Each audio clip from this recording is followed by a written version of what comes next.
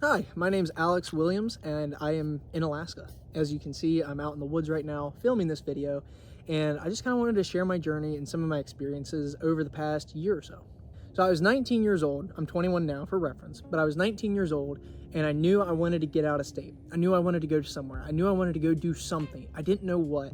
I didn't have anything holding me down there. I didn't have girlfriend or kids or anything like that at the time that kept me in that place that I had a responsibility tied to. And I got an opportunity to come to Alaska for a trip. And I took it and did some work up here, helped build a cabin, a bunch of other stuff. And then whenever I got back to West Virginia, I had it in my mind, fully set on the fact that I was gonna move up here. And then about 9 months later, I was 20 at the time, and it was last May now, and I fully made the move. Saved up about $2,000 and made a huge road trip across the country. I'm gonna put some pictures up here in the video so that you guys can see some of the beautiful views that I saw on the way. But I stopped in Arizona, Utah, Zion National Park, Montana, Canada, Banff National Park, all the way up into Alaska.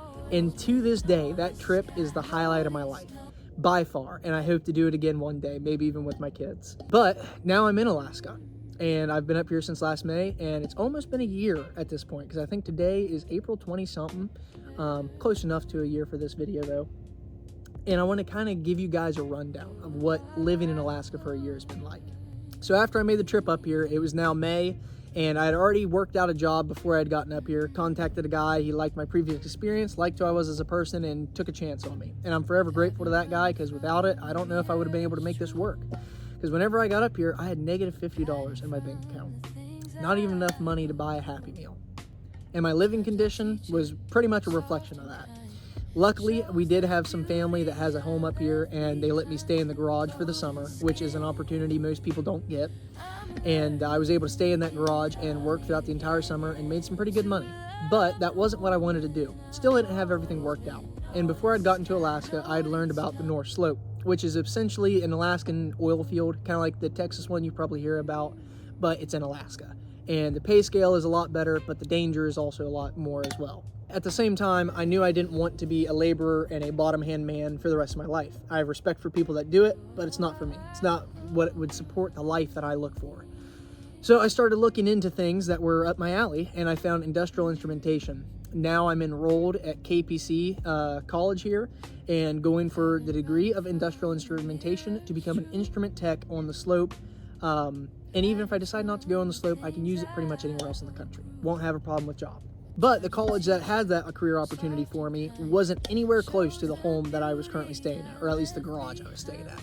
So I moved down to Kenai, Alaska, about 4 hours south of where I had been previously, and had to start completely from scratch. No connections, no anything. I was in complete debt, did have some money saved up because of the working through the summer, but other than that, had absolutely nothing going for me. Bought a gym membership, 24/7 access to it anytime. And I would go there every single day during the mornings and evenings to take my showers, to do schoolwork on the Wi-Fi, to get a workout in. I basically lived there. But the place that I actually slept was actually the woods. So remember that tent and sleeping bag I was talking about on the road trip up here? Yeah, that's what I used.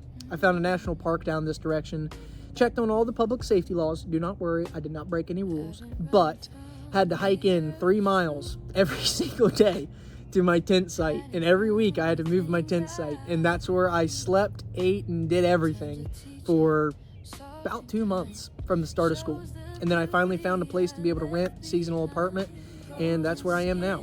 During all of that, I was hiking and fishing every single chance of free time I had. It was honestly an amazing experience, and I wouldn't trade it for anything in the world. And then everything was starting to look up finally. I was getting things worked out. I had a place to stay. I was doing some part-time work. I had money coming in, and I was in school. I had a place to sleep and rest my head. Things were looking up. And then the winter hit. Now, for those of you who aren't aware, Alaskan winter times are something else entirely. Not just the cold, but the daylight. So in certain parts of Alaska, it's 24/7 darkness throughout the winter time. Here it wasn't 24/7, but most of the day it was pretty much nighttime. And the biggest effect that has isn't really like doing activities outside, it's the mental stress. And that's something people never talk about nearly enough whenever it comes to that. Most Alaskans know about it, and they take vitamin D supplements, which I now know about, but at the time I was not aware and I was very ignorant of it. So coming around to the winter, I got into this super bad rut of just like could not do anything, couldn't work up the motivation, couldn't do anything, fell behind on just about everything, was behind on rent, was behind on work, was behind on schoolwork, like everything just fell down upon me all at once, and I thought I was screwed again. Luckily, I was able to catch back up on everything and make it all work, even though it took every bit of work and effort I could muster. And then springtime came, and now it's daylight again, daytime most of the day now, and I feel great again. Feel happy, feel content, feel motivated, feel inspired to start doing things again. And that's actually the root of this video. Now going into the summer up here in Alaska for my second summer now, I've got a job lined up for here in Kenai, Alaska, and I'll be making 25 bucks an hour and 60 hours a week all summer long, making some really good money, able to catch up on all my debt that I had from the year and save up enough to actually help me through the next year. At the same time, I'll be gaining more skills and experience as a young man and learning how to live life better.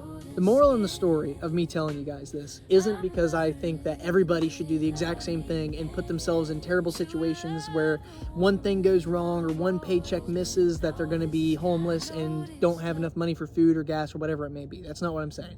What I'm saying is that there are opportunities out there, even if it doesn't seem like it. The point is to try. At the end of the day, if I had came up here and things didn't go well during the summer, I could have found a job, worked just enough to earn enough gas money, and then drove straight back home. Going into this, I knew that that was a possibility. Now, a lot of people, they might not even have that as a possibility. Depending on your resume, work experience, that might not be possible for you. The reason I'm telling you guys about all this isn't so that you guys can go out and try the exact same thing. I mean, if you want to, I think it's a great thing. I think it's the best thing that's ever happened to me. I think it's the best decision I've ever made in my entire life. I think it's shaped me into the person I am today, especially all that isolation, hard times, being on your own, being in a new area where you don't have that many resources or things to rely on. It forces you to grow. And growth is extremely important, especially as a young man. If you're a young man watching this video, you might feel stuck, you might feel confused, you might feel like you don't have the answers, and you're not going to. That's normal. I still don't think I have all the answers. I still am confused. I'm still learning every single day. I'm still growing as a person. But the point is to keep growing and don't stop. Whether that's because you make mistakes and fail over and over and over again, and then you get back up and try again. Or maybe it's because you haven't tried at all yet, and you feel stuck and stagnant, and you want to make that change. Making that change, making that effort, making that growth, making the attempt at all of this is the most important thing. And trust me, it will change your life. So if you're watching this video and you ever need advice on something like this, or you guys want to see more content like this, drop a comment, subscribe, like the video, and I'll see you guys in the next one. Thanks for watching.